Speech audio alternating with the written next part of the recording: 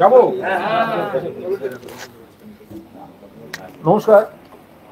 এই এসএলএসটি শারীরিক শিক্ষা, কর্মশিক্ষা, ওয়ার্ক এডুকেশন, ফিজিক্যাল এডুকেশন, যারা শিক্ষক শিক্ষিকা চাকরি প্রার্থী তাদের কেন্দ্র করে গতকাল কলকাতা হাইকোর্ট চত্বরে একটি ঘটনা ঘটেছে। তো তারপর আজ ওনাদের একটি প্রতিনিধি দল আমার সঙ্গে দেখা করতে এসেছিলেন এবং তাদের সঙ্গে আলোচনার পর কিছু বক্তব্য আছে, সেটা আপনাদের মাধ্যমে তুলে ধরছি। প্রথম কথা হচ্ছে, এই এসএলএসটি শারীরিক শিক্ষা, কর্মশিক্ষা, এদের অবিলম্বে নিয়োগে যে স্টে আছে, এটা কলকাতা হাইকোর্টের এই স্টে তুলে দিয়ে এদের নিয়োগ করতে দেওয়া প্রয়োজন। এনারা প্রত্যেকে যোগ্য, এনাদের বিরুদ্ধে সিবিআই এর কোনো বিরূপ মন্তব্য নেই, কোনো অভিযোগ নেই। সেই জায়গায় দাঁড়িয়ে ওনাদের দাবিতে সাড়া দিয়ে মাননীয় মুখ্যমন্ত্রী মমতা বন্দ্যোপাধ্যায় তাদের রেকমেন্ডেশন লেটার পর্যন্ত শিক্ষা দপ্তর দিয়ে দিয়েছে, অর্থাৎ ওনারা জানেন কে কোন স্কুলে জয়েনিং। কিন্তু তারপরে সিপিএম এর উকিলরা সম্পূর্ণ চক্রান্তমূলকভাবে একটা জটিলতা তৈরি করে এনাদের এবং এনাদের পরিবারকে চরম বিপদের মধ্যে ফেলেছেন। গতকাল এই যে স্থগিতাদেশ চলছে, এটা দীর্ঘদিন ধরে চলছে। এনারা দীর্ঘদিন ধরে ছুটে বেড়াচ্ছেন, আইনজীবীদের কাছে ওনারা যাচ্ছেন। মাননীয় বিচারপতি কলকাতা হাইকোর্টের একবার যা যা চাইছেন সব দেয়া হচ্ছে, রাজ্য সরকারের তরফ থেকে দেওয়া হয়েছে, অনারেবল এজি দিয়েছেন, ওনাদের আইনজীবীরা দিয়েছেন। এক একদিন এক একটা বিষয় এসে হাজির হচ্ছে। তো আবার কাল সিপিএম এর তরফ থেকে তাদের আইনজীবীরা নানা ফ্যাকড়া তুলেছেন এবং কেন আমরা জানি না, মহামান্য বিচারপতি সিপিএম এর কোনো আইনজীবীকে দেখলে বোধহয় তাদের একটু পছন্দ করেন কি করেন না। অভিজিৎ গঙ্গোপাধ্যায়ের ক্ষেত্রে আমরা দেখেছিলাম ভগবান ভগবান ভগবান ভগবান এমপি, ফলে কে কখন কোথায় আছেন তো বোঝা খুব মুশকিল। আমরা শ্রদ্ধা করি, আস্থা রাখি। আমাদের আজকে আমি একটা স্পষ্ট কথা বলতে চাই, গতকাল হাইকোর্টে ওনারা যন্ত্রণায় কোনো বিক্ষোভ দেখিয়ে ফেলেছেন। কি যন্ত্রণা, কেন যন্ত্রণা ওনারা বলবেন। যদি কোনো আইন কেউ কোনো সমস্যা হয়ে থাকে পুলিশ প্রশাসন দেখবে, কিন্তু সেখানে সিপিএম এর কিছু আইনজীবী যে গুন্ডামি করলেন, যে ধরনের ভাষা ব্যবহার করলেন, এটা তীব্র নিন্দা করছি। একটা কালকা যোগী, নাম পদবী পরিবর্তনের উকিল, চামচাবাজি করে থাকে, সে বলছে আমরা ক্ষমতায় এলে মমতা ব্যানার্জিকে বাংলায় থাকতে দেব না। আরে ভাই, এটা তৃণমূল কংগ্রেস রবীন্দ্রসঙ্গীত শুনিয়েছে। তৃণমূল কংগ্রেস যদি মনে করে তোমরা ক্ষমতায় এলে মমতা ব্যানার্জিকে থাকতে দেবে না, আর তৃণমূল যদি আজ মনে করে তোমায় পাড়ায় থাকতে দেবে না, তুমি কোথায় যাবে? ভেবে কথা বলুন। তৃণমূল কংগ্রেস এই নীতিতে বিশ্বাসী নয় বলে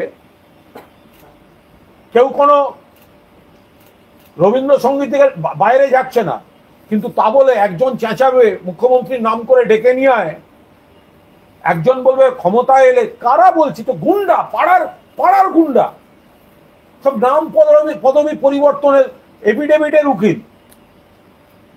ছেলে মেয়েদের বাজি, এদের একাংশ শুধুমাত্র এই কর্মপ্রার্থীদের এদিক ওদিক করে তাদের কাছ থেকে টাকা তুলছে বলে অভিযোগ, এদের একাংশ, সবাই নয়। এবার আমার খুব স্পষ্ট বক্তব্য এবং স্পষ্ট প্রশ্ন। বিকাশ রঞ্জন ভট্টাচার্য তিনি এবং ওই আরো যে দু একজন, আচ্ছা, এরা যখন ধর্নায় বসেছিলেন তখন এদের ধর্না মঞ্চে এই রাজু দাস, যোগ্য কর্মপ্রার্থী, এর পাশে মোহাম্মদ সেলিম কি করছিলেন? হাতে নাও। মোহাম্মদ সেলিম কি করছিলেন? আজকে সিপিএম বাধা দিতে আসছে। মোহাম্মদ সেলিম কি করছিলেন ধর্ণা মঞ্চে? তখন তো বলছিলেন যোগ্যদের চাকরি দিতে হবে, এরা যোগ্য। লজ্জা করছে না? মোহাম্মদ সেলিম ওখানে গিয়ে এদের বলেছেন যোগ্য, আর বিকাশ ভট্টাচার্য ওখানে গিয়ে বলছেন অযোগ্য বলে চাকরি আটকাচ্ছেন। সুজন চক্রবর্তী সঙ্গে আবার ইন্দ্রজিৎ। ইন্দ্রজিৎ মানে বুঝেছেন? যুব নেতা, চ্যাট চ্যাট চ্যাট চ্যাট নেতা, কমরেড চ্যাট। কোন মহিলাকে কি পাঠিয়েছে? চ্যাট।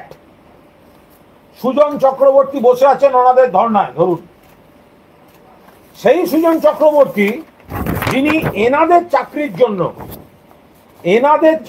জন্য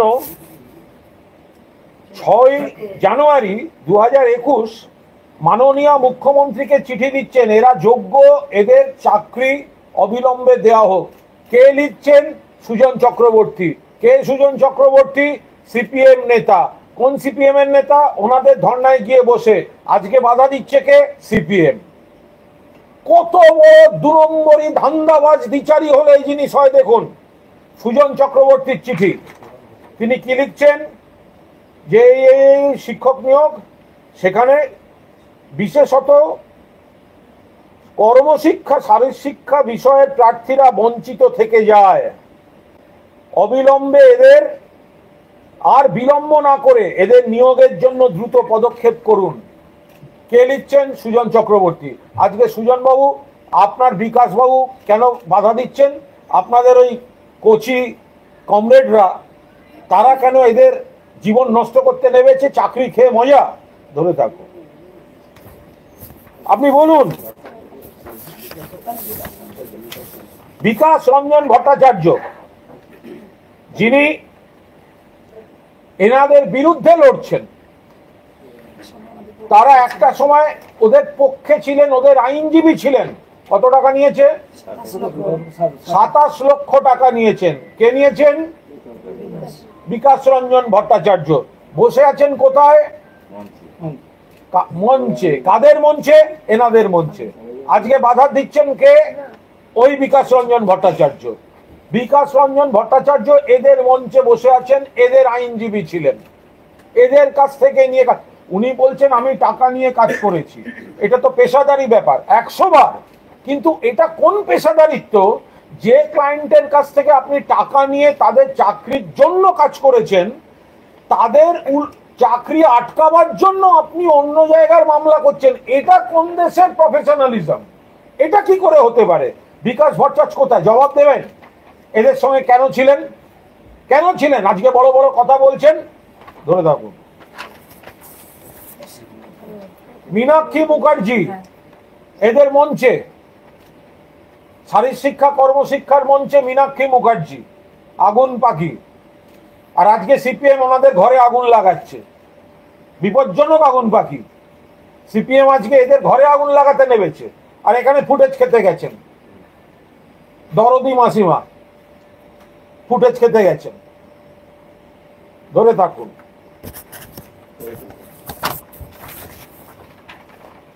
শামীম, যত ইচ্ছে গালাগাল দাও ভাই। কাল মুখ্যমন্ত্রী নাম করে ডেকে আন। তুমি কি করতে গেছিলে ওদের কাছে? শামীম মঞ্চে কি করছিল এদের সঙ্গে? এই তো রাজু পাশে, এই লোক, এই রাজু দাসের পাশে এই শামীম ধর্নার মঞ্চে গিয়ে দাঁড়িয়েছিল যে আপনারা যোগ্য, আপনাদের চাকরি দিতে হবে। কে গেছিল? শামীম। কারা আইন লড়াই করার জন্য ওদের কাছ থেকে টাকা নিয়েছে? শামীম 7 লাখ। সত্যি মিথ্যে শামীম বলবে, রেগে গেল, না আমি নিইনি। আবার এরকম বললো, কে বলেছে 7? 70 নিয়েছিলাম। জানি না কোনটা ঠিক, আমার পক্ষে জানা সম্ভব না। কিন্তু শামীম এদের সঙ্গে ছিল, আর আজকে বিরোধিতা করছে কোন মুখে? ধরুন এরপরে কি হলো ঘটনাচক্রে। এরা একদিন আমাকে আমন্ত্রণ জানালেন, আমি গেলাম। মাননীয় মুখ্যমন্ত্রীর দৃষ্টি আকর্ষণ করলাম। মুখ্যমন্ত্রী অফিসারদের পাঠালেন। অফিসাররা কথা বলে দেখলেন ওনাদের দাবি জেনুইন। ওনার চাকরির ব্যবস্থা হলো। রেকমেন্ডেশন লেটার রাজ্য সরকার দিয়ে দিল। তারপরে এই শামীমকেই ফুল দিয়েতে গেছিলেন এনারা। শামীম পোস্ট করেছিল, পোস্ট কার? অ্যাডভোকেট ফিরদৌস শামীম। সেই পোস্টে শামীম কি লিখেছে? প্রতিটি চাকরির পথ সুগম হোক, সুদীর্ঘ লড়াইয়ের পর মুখে হাসি। সেই হাসিটা মুছে দিতে শামীম নামলো কেন? পোস্ট কার? মোহাম্মদ এই ফিরদৌস শামীম। কোন শামীম? কোর্টে যে কাল এদের মারতে যাচ্ছিল সেই শামীম। যে শামীম এদের চাকরি বিরোধিতা করতে নেমেছে সেই শামীম পোস্ট করেছে ওদের চাকরি যখন ওরা ফুল দিতে গেছে সেটা দিয়ে অভিনন্দন জানিয়ে। আজকে এদের চাকরি খাওয়াটা এই সিপিএম চায়, এই বিকাশ বাবু, এই শামীমরা দুটো জিনিস চায়। একটা হচ্ছে চাকরি না হোক, ইস্যু থাকুক, চাকরি খেয়ে এদের আনন্দ।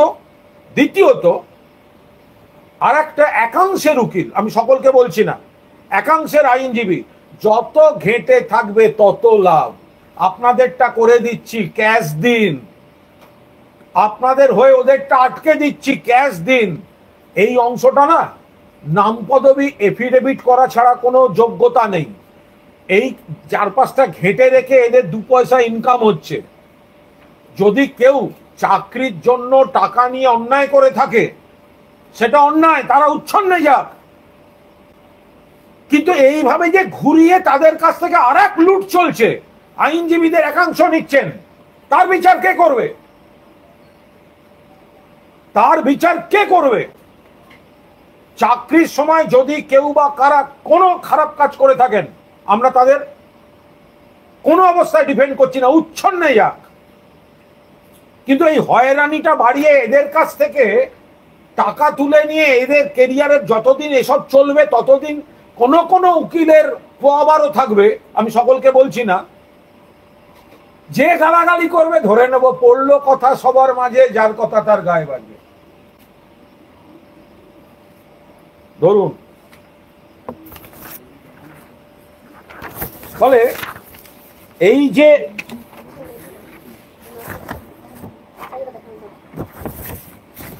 ফলে আমাদের বক্তব্য খুব পরিষ্কার।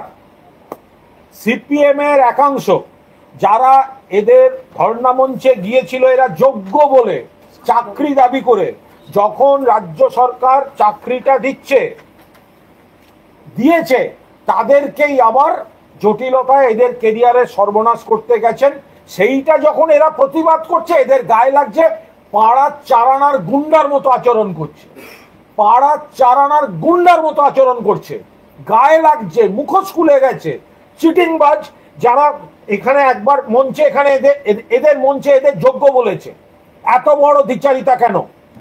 আর যার যার আমার বক্তব্য গায়ে লাগবে সমালোচনা করবেন, আগে ইস্যুর উত্তর দেবেন, তারপর গালমন্দ করবেন। আগে ইস্যুটার উত্তর দিন, কেন এদের মঞ্চে গেছিলেন। আর মঞ্চে যদি গিয়ে থাকেন, এদের হয়ে বলেছেন সুজন চক্রবর্তী, কেন করবেন? আপনি চিঠি দিয়েছেন, আপনি মুখ্যমন্ত্রীকে চিঠি দিয়েছেন যে এদের চাকরি দেওয়া উচিত। মুখ্যমন্ত্রী যখন চাকরিটা দিচ্ছেন তখন আপনার দলের লোকেরা বিরোধিতা করছে, কুৎসিত ভাবে এদের আক্রমণ করছে। এটা হতে পারে কখনো? এত বড় সাহস! একটা 2 নম্বরই মাল, সে এদের ওখানে গেছে, আবার সে মুখ্যমন্ত্রীর নাম ধরে ডেকে বলছে। এটা হয় কখনো? এদের তো কৈফিয়ত দিতে হবে। তাহলে ওদের কাছে গেছিল কেন? ওদের কাছে তাহলে গেছিল কেন? বিকাশ বাবুর যদি লজ্জা ঘেন্না বলে থাকে, আপনারা যে জট পাকাচ্ছেন সেগুলো প্রত্যাহার করে নিন। লজ্জা ঘেন্না বলে যদি কিছু থাকে, আপনাদের মুখোশ খুলে গিয়েছে, আপনাদের মুখোশ খুলে গিয়েছে। এই ছেলে মেয়েদের নিয়ে রাজনীতি করবে না। এরা কিন্তু সবাই তৃণমূল নয়, এর মধ্যে বামপন্থী পরিবার আছে, এর মধ্যে অন্য দলের আছে, এর মধ্যে বিজেপি সমর্থক আছে, এর মধ্যে অমুক আছে। চাকরিটা দেওয়ার সময় যে 1280, একজন মারা গেছেন 1279 এখন, মমতা ব্যানার্জি কিন্তু রাজনীতি দল থেকে দেখেননি, প্রত্যেকের চাকরির ব্যবস্থা করেছেন। আন্দোলন ছিল 1280 জনের, 1280 জনের চাকরির ব্যবস্থা হয়েছে, যেখানে কোনো অনিয়ম নেই। সেই কারণেই আপনারা গেছিলেন, সেই কারণেই আমিও গেছিলাম। এবং সেই কারণেই মুখ্যমন্ত্রী তাদের চাকরির ব্যবস্থাটা করে দিয়েছেন। এখন আপনারা কেন মুখ্যমন্ত্রী দিয়েছে বলে আপনাদের চাকরিটাকে আটকে দিতে হবে? এটা কি করে হতে পারে? ফলে সিপিএম এর দ্বিচারিতা চূড়ান্ত নিন্দা করছি। আশা করছি এই দ্বিচারী মায়াবীদের কোনো মায়াজালে বিচারপতি বিশ্বজিৎ বসু আর বিভ্রান্ত হবেন না। বিশ্বজিৎ বসু মহামান্য বিচারপতি, দয়া করে নজর রাখুন। আপনার এজলাসে দাঁড়িয়ে যারা বিরোধিতা করছে তারাই এক সময় এদেরকে যোগ্য বলেছে, তারাই এক সময় এদেরকে যোগ্য বলেছে। আজকে আপনার এজলাসটাকে এদের রাজনীতির মঞ্চ হিসেবে ব্যবহার করছে বিশ্বজিৎ বসু। আপনার এজলাসটাকে এদের রাজনীতির মঞ্চ হিসেবে ব্যবহার করছে। ফলে সিপিএম এর এই কমরেড মোহাম্মদ সেলিম, কমরেড সুজন চক্রবর্তী আর যারা যারা কমরেডকুল আছেন তাদের অনুরোধ করব, লজ্জা ঘেন্না থাকলে যাদের মঞ্চে গিয়ে ছবি তুলে এসছেন তারা যোগ্য, তাদের এই সর্বনাশটা করে আপনাদের রাজনীতিটা আর চালিয়ে যাবেন না। Thank you. এবার আমি